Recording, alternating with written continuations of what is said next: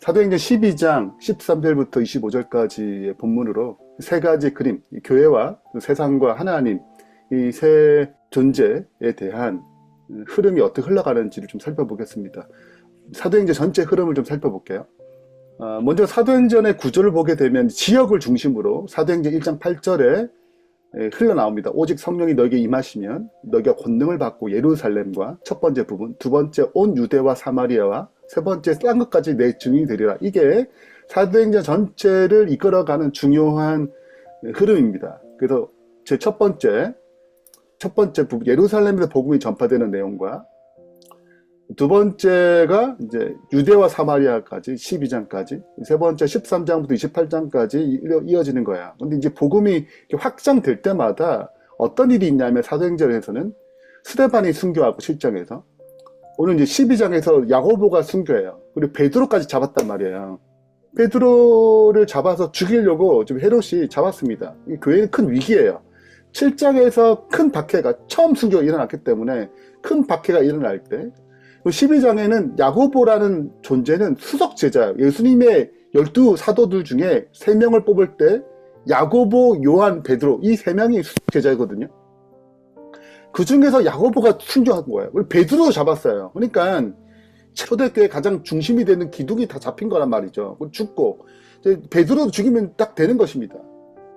이 굉장히 어려운 상황 가운데 사도행 12장은 새롭게 문을 여시는 하나님의 역사를 바라보는 거예요. 그래서 핍박과 박해가 있고 어려움이 있어요. 근데 그 어려움으로 끝나는 게 아니고 하나님은 그 어려움을 통해서 전혀 다른 문, 복음이 더 확장되는 역사, 놀라운 새로운 문을 여신 하나님의 모습을 볼 수 있습니다. 그래서 오늘 이 세 가지 그림을 살펴볼 텐데, 첫 번째는 우리의 믿음의 모습, 연약하고 좀 모순된 모습을 볼 수 있어요. 두 번째는 세상의 권력의 한계, 그 결말을 보게 되고, 세 번째는 이 위기 가운데 하나님께서 어떻게 역사를 이끌어 가시는가, 혼란 가운데 그 하나님의 이끄심, 주권을 볼 수 있습니다. 첫 번째입니다. 교회의 모습을 볼 수 있어요. 베드로가 구출되는 상황 가운데 이제 우리 연약하고 모순된 믿음은 어떤 모습인가를 보게 돼요. 자, 12장의 일단 배경은 야고보가 죽고 베드로가 잡혔습니다. 그리고 탈출하지 못하도록 이제 넷씩 붙어가지고 이제 죽이기 위해서 쫙 준비 있어요. 그래서 베드로 옥에 갇혔고 교회는 그를 위해 열심히 기도해요. 그 이유는 뭐예요? 거기서 나오도록 하나님 역사하시면 구출할 수 있도록 기도하지 않겠어요?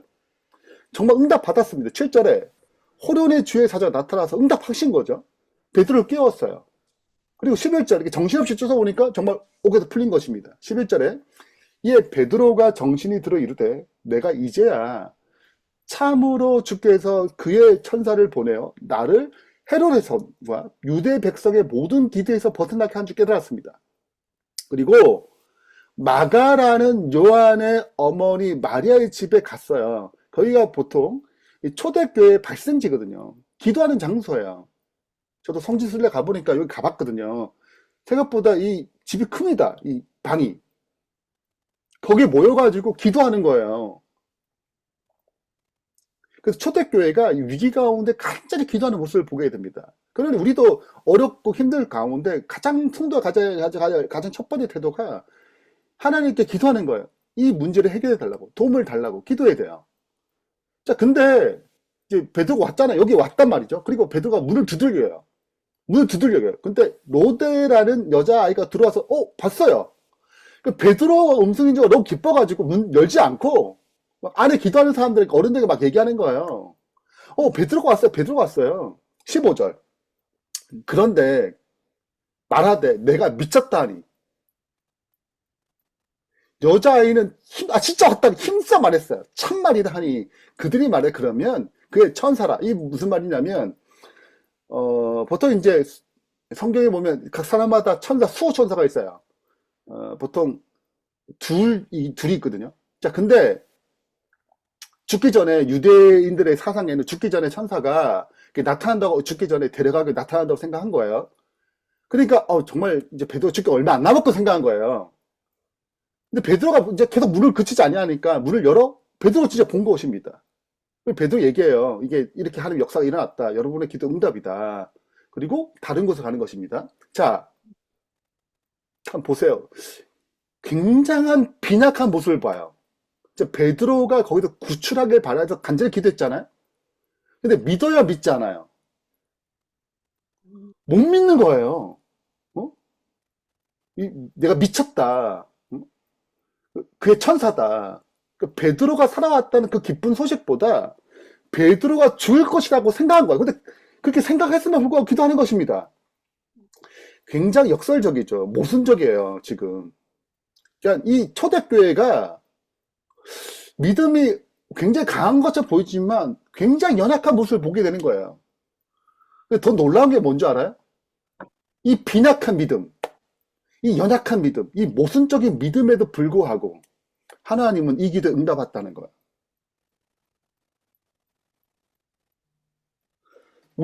우리의 믿음은 성숙해야 돼요.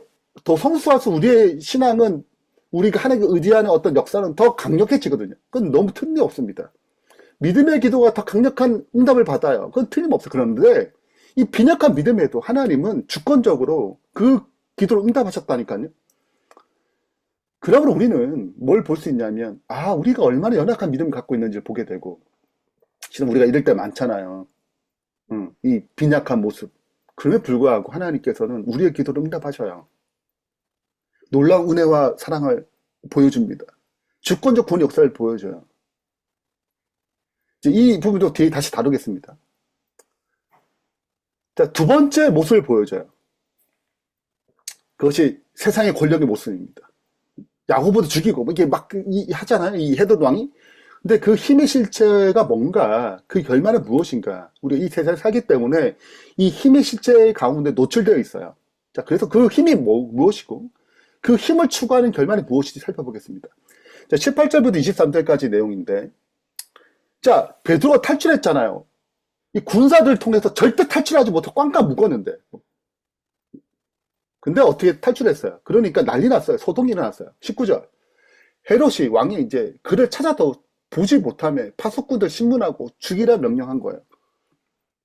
권력의 모습이죠. 통제가 안 되니까 열받은 것입니다. 분노해요. 그래서 죽입니다. 그리고 헤롯이 떠나서 이제 가이사랴로 머무는데, 헤롯이랑 두로랑 시돈 사람들이랑 이제 관계 안 좋아요. 힘이 노랬어요. 근데 여기 헤롯이 다스리는 이 지역에 나는 양식이 있거든요. 그거 필요해요. 그러니까 헤롯이 열받으니까 이게 관계를 풀어야 되잖아요. 그래서 화를 푸도록 이제 설득하고 이제 화해를 이제 요청하는 것입니다. 자, 21절 이제 화해를 요청해서 사람들이 막 모였어요. 21절에 헤롯이 나리를 택하여 왕복을 입고 단상에 앉아서 백성 연설합니다. 자, 화해해야 되니까 백성이 어떻게 얘기할 것 같아요? 막 칭찬하고 난리 나는 거예요, 지금. 백성이 크게 부르되 이것이 신의 소리요. 사람의 소리 아니다. 야, 엄청나다. 저 사람 신 아닌가? 그리고 엄청 띄워주죠. 기분 좋아요, 안 좋아요? 엄청 좋겠죠. 사람들이 칭송, 사람에게 막 영광 돌리는 모습 보니까 너무 좋은 거예요. 마치 모든 걸 다 가진 것 같고. 근데 헤롯이 영광을 하나님께 돌리지 아니하고 자기 영광을 추구한 거죠.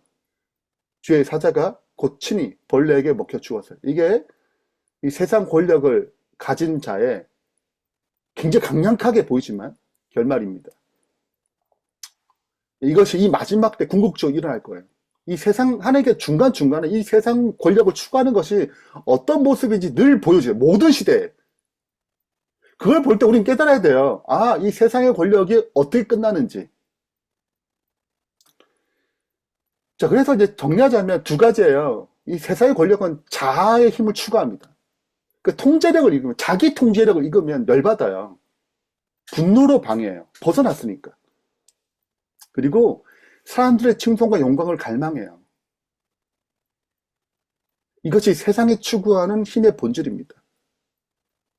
이게 또 굉장히 강력해 보여. 이게 잘 추구되면, 자아 실현이 잘 되면 높이 올라가잖아요. 돈도 많아지고 권력도 세지니까. 그리고 그걸 휘두르거든요. 근데 그런 것들 벗어나게 되면 굉장히 분노합니다. 이것이 자기의 힘을 추구하는 기반의 세상의 모습이에요. 근데 그 결말이 무엇입니까? 하나님께 그 권세를 끝내세요. 언제나. 때가 있어요. 그리고 이 세상 권세의 한계를 보여줍니다. 이 세상에 살다 보면 돈이 굉장히 강한 힘을 가지게 보여요. 그리고 권력이 굉장히 강하게 보입니다. 이 세상 살아가니까. 근데 그것이, 그 기반은 결국 하나님의 뜻이 있으면 무너져요. 자, 이제 세 번째 하나님의 모습을 보게 됩니다. 이 모든 혼란 가운데 하나님은 어떤 분으로 나타나시는가? 위기잖아요. 엄청난 위기처럼 보여요. 야고보가 죽었어요.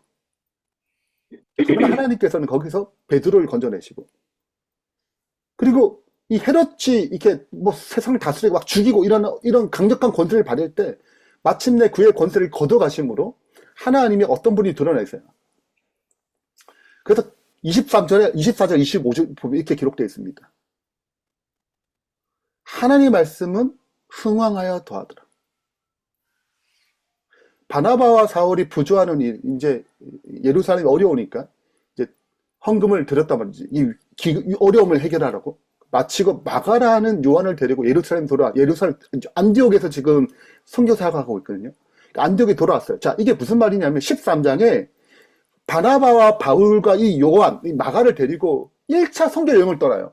자, 그러니까 하나님께서 이 위기 가운데 여전히 말씀이 승리하고 새로운 위기 가운데 새로운 문을 여시는 것입니다.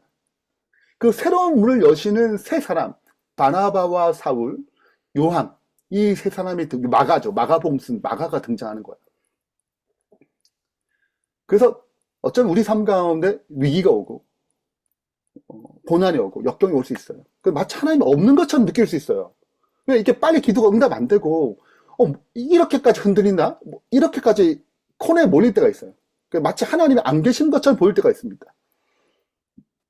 근데 하나님은 마침내 새로운 문을 여시고 그 위기 속에 역사를 성취하는 거예요. 요셉이 팔려갔어요. 위기잖아요. 노예로 팔려갔어요. 그리고 보디발의 아내에게 모함으로 감옥에도 들어갑니다. 그러니까 인생이 정말 꼬이고 꼬였잖아요. 근데 그 위기 가운데 새로운 문을 여세요. 총리가 되는 거예요. 총리가 되기 위한 문으로 감옥에 들어가게 하셨어요. 그 새로운 문이에요.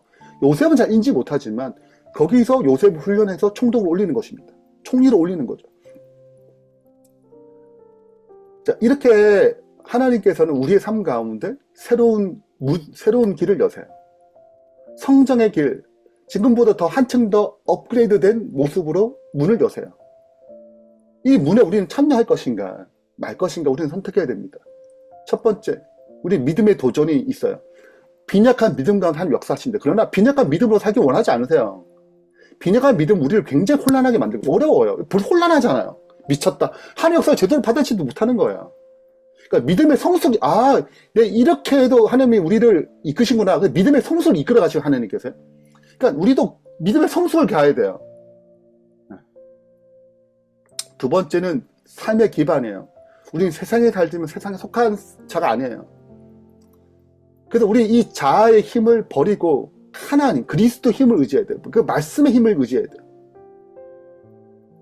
마침내 흥황하는 하나님의 역사를 의지해야 됩니다. 나의 삶의 기반이 내가 아니고 하나님의 말씀, 그 말씀에 의해서 움직이는, 그리스도에 의해서 움직이는 주님의 백성 되길 바랍니다. 하나님 우리에게 새로운 문을 여세요. 우리의 연약함에 불구하고 응답하시며 역사하세요. 그래서 그분이 문을 열어주실 때 기꺼이 우리 그 문에 새로운 문에 참여하는 주의 백성 되길 바라면서 말씀 마치겠습니다. 아멘.